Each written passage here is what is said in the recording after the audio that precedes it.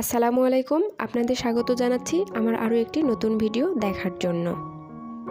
কাছে দূরে যে যেখান থেকে আমার এই ভিডিওটি দেখছেন, আশা করি আল্লাহর অশেষ রহমতে সবাই ভালো আছেন।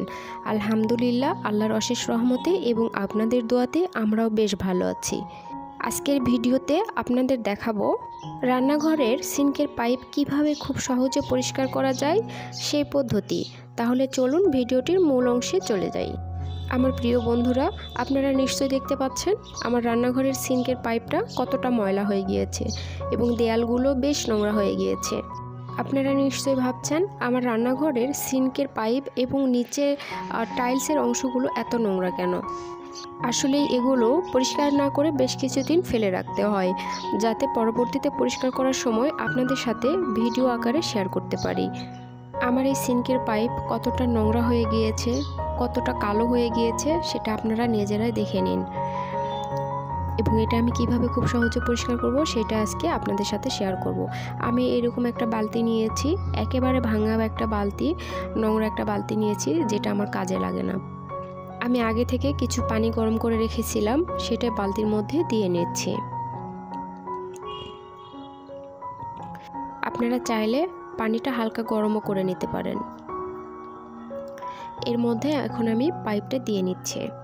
পাইপটা এর মধ্যে দেওয়ার পরে বেশ কিছুক্ষণ আমি ভিজিয়ে রাখবো, 10-15 মিনিট আমি ভিজিয়ে রাখবো।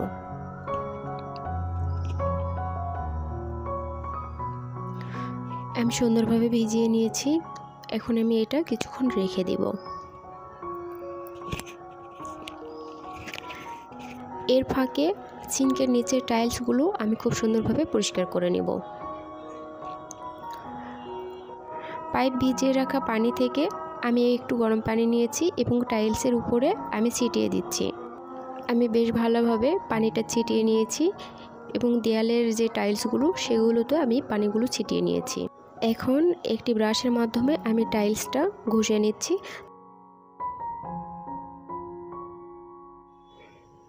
একটু হুইল পাউডার আমি টাইলসের উপরে ছিটিয়ে দিচ্ছি।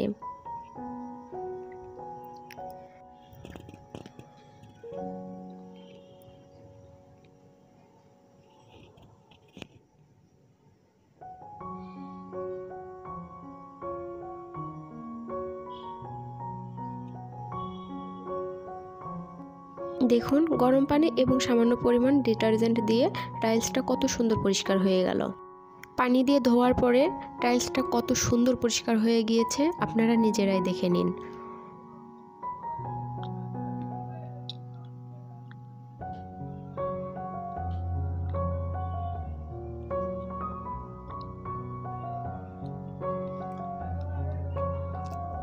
দেখুন কত সুন্দরভাবে পরিষ্কার হয়ে গিয়েছে।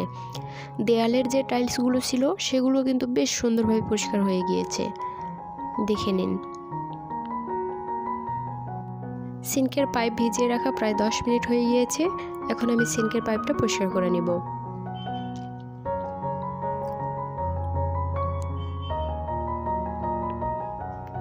পাইপটা পরিষ্কার করার জন্য আমি এখানে লোহার তারের একটা মাজনি নিয়েছি, আর এই মাজনি দিয়ে আমি পুরো পাইপটা পরিষ্কার করে নেব।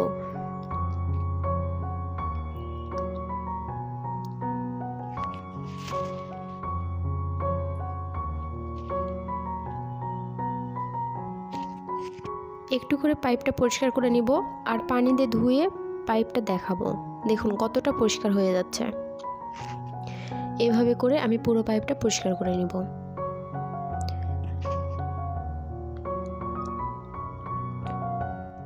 আমি কিন্তু এখানে বালি অথবা ছাই কোনো কিছুই ব্যবহার করিনি, তাতে এত সুন্দরভাবে পরিষ্কার হয়ে যাচ্ছে, অবাক হয়ে যাবেন আপনারা।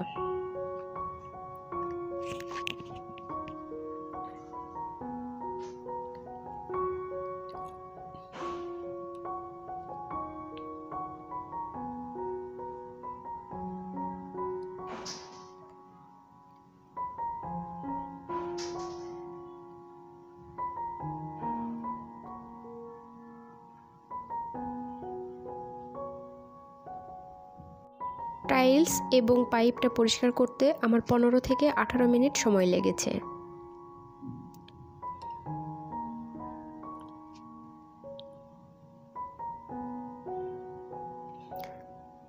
দেখুন কত সহজে কত সুন্দরভাবে পরিষ্কার হয়ে গেল মাত্র একটা উপকরণ দিয়ে। আমি এখানে কি উপকরণ দিয়েছি সেটা আমি ভিডিও শেষে আপনাদের বলে দিব।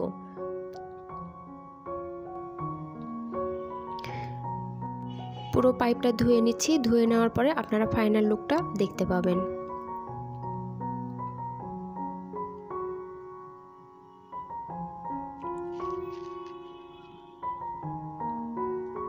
দেখুন কত সুন্দরভাবে পরিষ্কার হয়ে গিয়েছে। আগের পাইপ আর এই পাইপের সাথে কোনো মিল পাবেন না।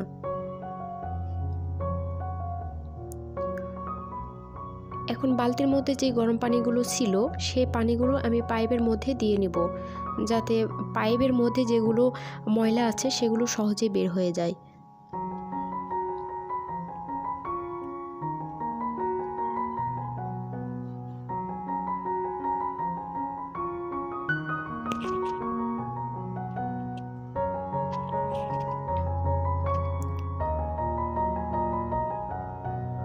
দেখুন ভিতরে যেগুলো ময়লা আছে সেগুলো কিন্তু বের হয়ে যাচ্ছে। এরকম করে একটু ঝেঁকে নেবেন, তাহলে ভিতরের ময়লাগুলো বের হয়ে যাবে।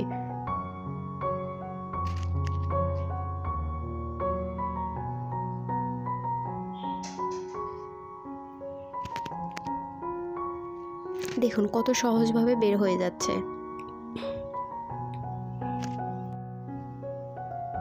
আপনারা কিন্তু বাসায় ট্রাই করতে পারেন, অল্প সময়ে এবং একটা উপকরণ দিয়ে খুব সহজে পরিষ্কার করে নিতে পারবেন। আর আমি 100% গ্যারান্টি দিচ্ছি, অবশ্যই পরিষ্কার হয়ে যাবে। আমি তো আপনাদের বলেই দিলাম যে আমার পুরো পাইপ এবং টাইলসটা পরিষ্কার করতে 15 থেকে 18 মিনিট সময় লেগেছে।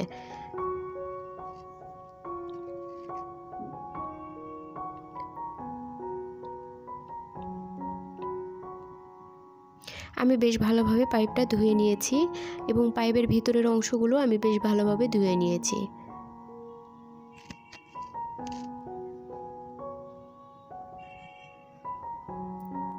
পাইপের উপরের অংশে এবং ভিতরের অংশে কোনো জায়গাতেই কোনো ময়লা নেই, সেটা আপনারা নিজেরাই দেখে নিন।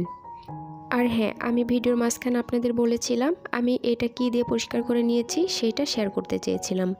আমি যে গরম পানিটা করে নিয়েছিলাম তার মধ্যে সামান্য পরিমাণে ডিটারজেন্ট পাউডার দিয়েছিলাম, আর সেইটা দিয়ে আমি পুরো পাইপটা পরিষ্কার করে নিয়েছি।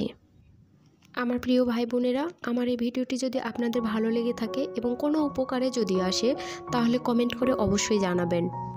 আর আমার ভিডিওটিতে একটি লাইক দেবেন। আপনাদের একটা লাইক আমার পরবর্তী ভিডিও বানানোর জন্য অনেক উৎসাহ যোগায়।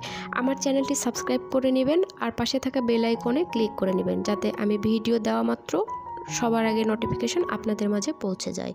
ভালো থাকবেন সবাই, ধন্যবাদ।